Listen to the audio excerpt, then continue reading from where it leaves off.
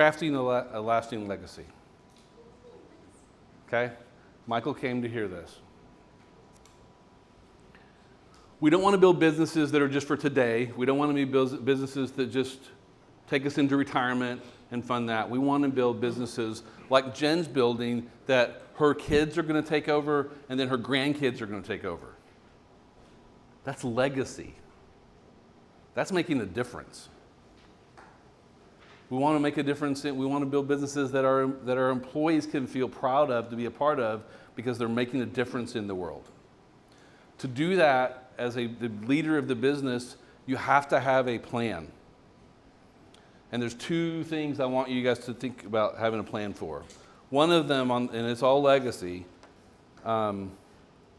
is estate planning and succession planning. 51% of Americans aged 55 to 64, which is me, lack wills. They don't have a last will and testament. 62% of those aged 45 to 54 don't have them, and 64% of the general public don't have them. So no one has a plan. So most people die without an estate plan. Your estate is everything you've got in this life, all the stuff that we've accumulated, that makes up your estate. If you don't have a plan, the government has a plan for you, and I can guarantee you it's not what you want, and it's not convenient for your loved ones. So we don't want to do that to them. As Christian business owners, we have an obligation to take care of things so that our family doesn't have a mess, and so that our employees don't have a mess, right? So an unbreakable business legacy is a business designed to last and thrive for generations, ensuring your hard work and vision that we've talked about for 2 days continue to flourish and secure a prosperous future for your family and for your employees. Estate planning first. It's a fundamental component of building an unbreakable business legacy. It involves creating a comprehensive strategy. So just filling out some online forms isn't a comprehensive strategy. You've got to work with an estate planning professional and talk about all the what ifs. They need to understand all your circumstances, what you have now, what you're building to, what you think you're going to have, what you might be inheriting. You have to kind of talk about all these things so that you can have a comprehensive plan. Your plan doesn't just deal with if you die, it needs to also deal with your incapacity. Because there's two things that are going to happen. Well, three, I guess, if you count taxes. I always say death and taxes. You're either going to become incapacitated or you're going to become incapacitated and then die. Those are kind of your two options. So we got to plan for them. To not plan for them wouldn't be very smart. And you guys are smart. So we have to have a plan. Well, estate planning has some tools involved. One of them that everyone's kind of familiar with, it's not on this list, but is the last will and testament. Everyone's heard of a last will and testament, right? If we did a show of hands in here, we'd have more of those probably than a normal room because I've done some of them. But you would still have several people that have never done it yet. Some people that have talked about doing it but haven't done it yet. So you fit those statistics. But the last will and testament is just a tool to direct a court on who would be appointed to be in charge, they're called your executor, and who would get your stuff, they're called your beneficiaries. That person can't do that just by reading the document. They have no power. The only way they can get any power or authority is to go into a Texas probate court or a state of your choice where you live and say, hey, please appoint me as executor so I can wrap up my loved one's estate. Then someone in a black bathrobe stamps it, and then they can go do the business. But until they do that, you have no authority, and most states won't let you go into court for probates without a lawyer. It's about the only court that you can't go in and represent yourself. You have to have a lawyer. Probates are on average $5,000, Jennifer. That's like for a very simple probate. If you call our office, it's going to be $5,000. So if you're sitting here and you're a couple, then in today's dollars, you're guaranteed, if you have to do probate, you're going to spend 10 grand in today's dollars. Okay? So that's just like, and that's today's dollars. 10 years from now, it might be $20,000 that someone's going to spend to probate those estates. And it's not necessary. We can avoid it. And the way you do that's with a plan that includes some of these documents: a living trust, certificate of trust, durable power of attorney, medical power of attorney, physician's directive, all this stuff. The trusts are really powerful tools. Trust, we had a box in here. When you think of a trust, it's an agreement to hold assets, hold stuff. If you think of them as a box, a trust is a box you're going to put all your stuff in. Your tangible stuff, your intangible stuff, anything that you own, have title to, can go into that trust. There's two kinds of trusts, two kinds of boxes. One is a living trust, which is revocable, and one is an irrevocable trust. I would call that an asset protection trust. So your box, if it's a living trust, is going to have a lid that's open. Your asset protection trust has the lid open, but as soon as you put assets in it, the lid shuts. And the lid can only be opened by a court. So you would go to court to petition to have your trust reopened and changed, or you have to run it by the rules of the trust. And trusts are usually set up on the asset side in two ways. Where principal or income only, so you have a spout where income comes out, or you can get principal on certain rules. And there's a trustee in charge, not you. If you're in charge, there's no asset protection to it. They're very inflexible. There's some reasons to use them. Most of my clients don't need that. What they need is the box that's open, and that's called the living trust. And so we use that for estate planning, and here's the game. You want to put everything in that box so that then you don't have an estate. You have a trust that owns all of your stuff. And then you're what's called the trustee, and you're in charge of all that stuff. And then you're also what's called the beneficiary, the primary beneficiary, and you get to use all the stuff for your benefit. If you're married, then you're both co-trustees and co-beneficiaries, and you get to benefit from all of it. And then you have contingent trustees that would take over in your incapacity or in your death.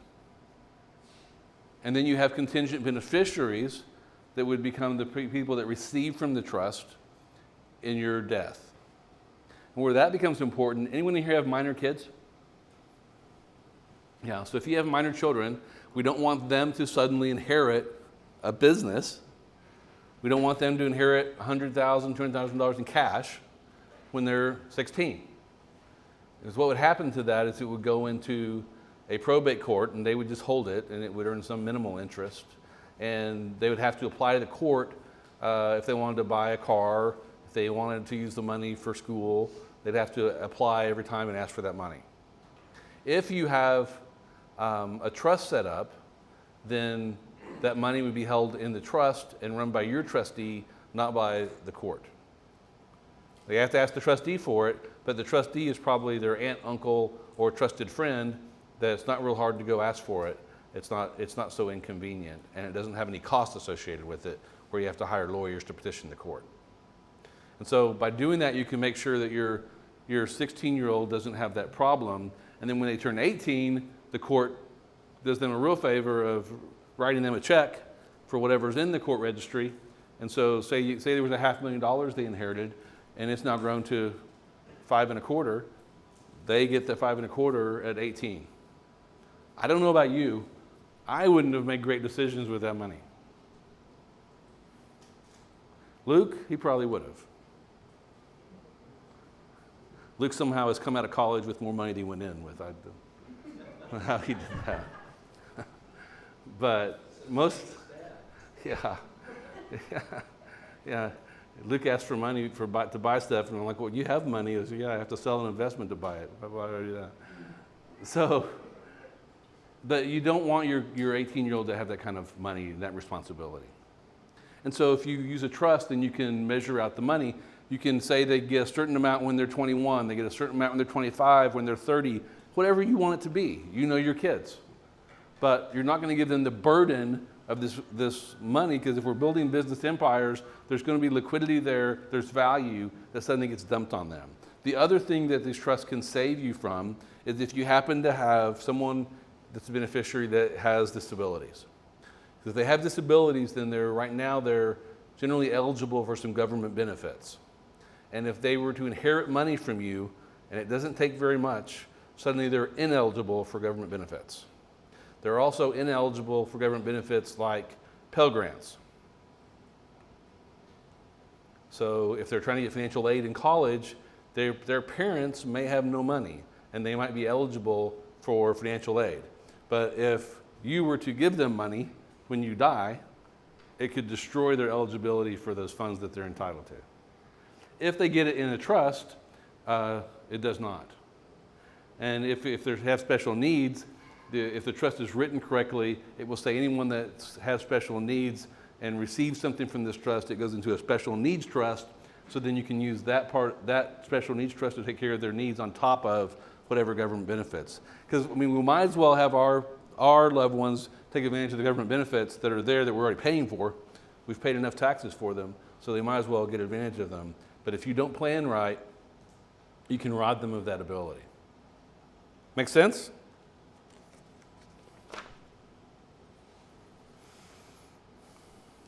Questions on estate planning? Any questions?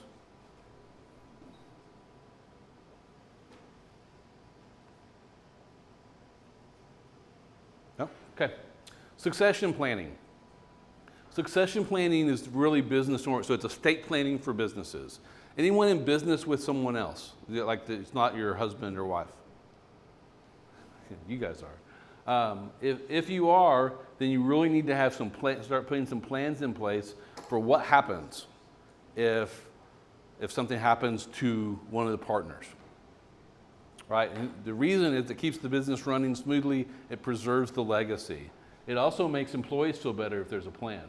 You want clarity and structure, you want a secure way to transfer ownership in the future, you want to protect the ownership interest, and you want to make sure that there's continuity.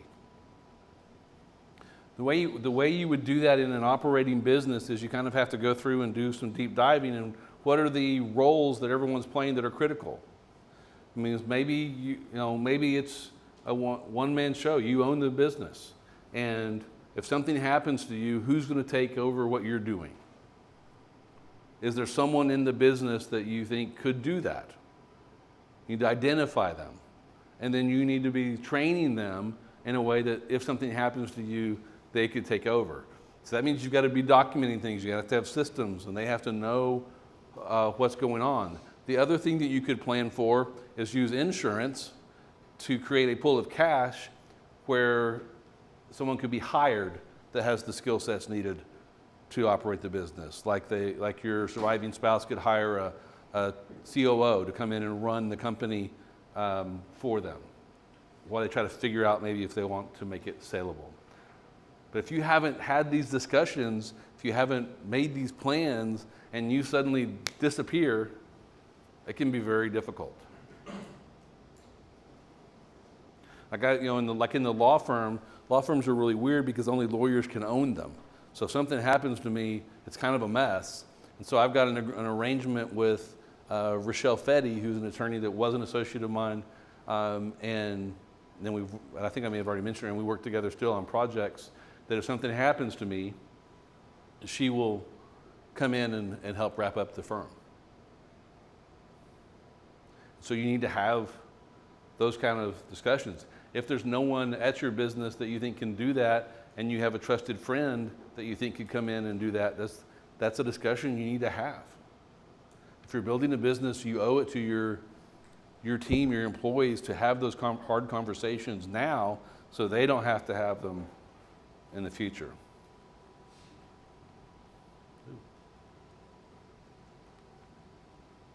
Yeah.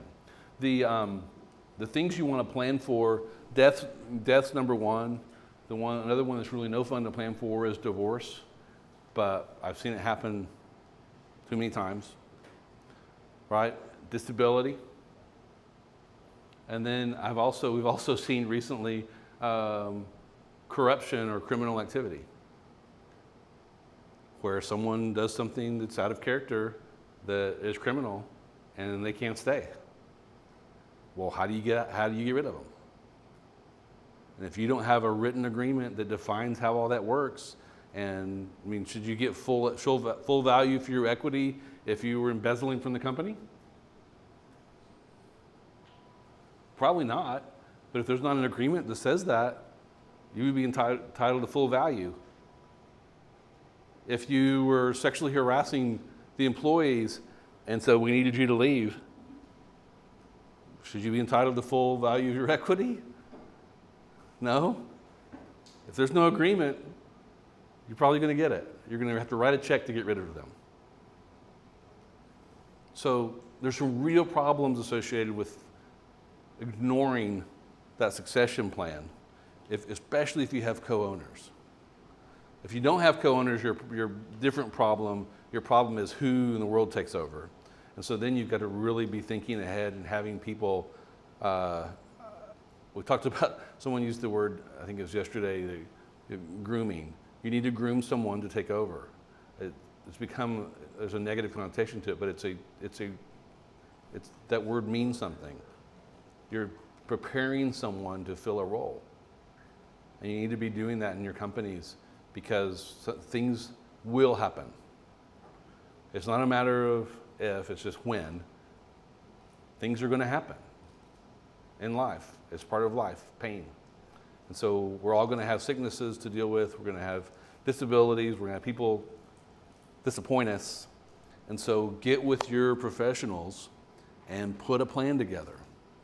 Put it on your schedule.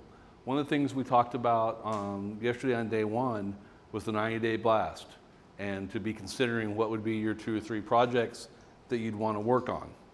I would encourage you to make one of those projects making sure that you have your estate and succession planning taken care of. So if you left today and the only thing you got out of this, of the 2 days, was I need to go make sure I've taken care of my family and my business on the succession and estate plan, I would feel good. I think you've gotten other things from it too, but that's super important. Because if you build this as big as it can get, and there's not a plan to deal with it, you're just creating bigger and bigger problems for everyone else to deal with when you're gone.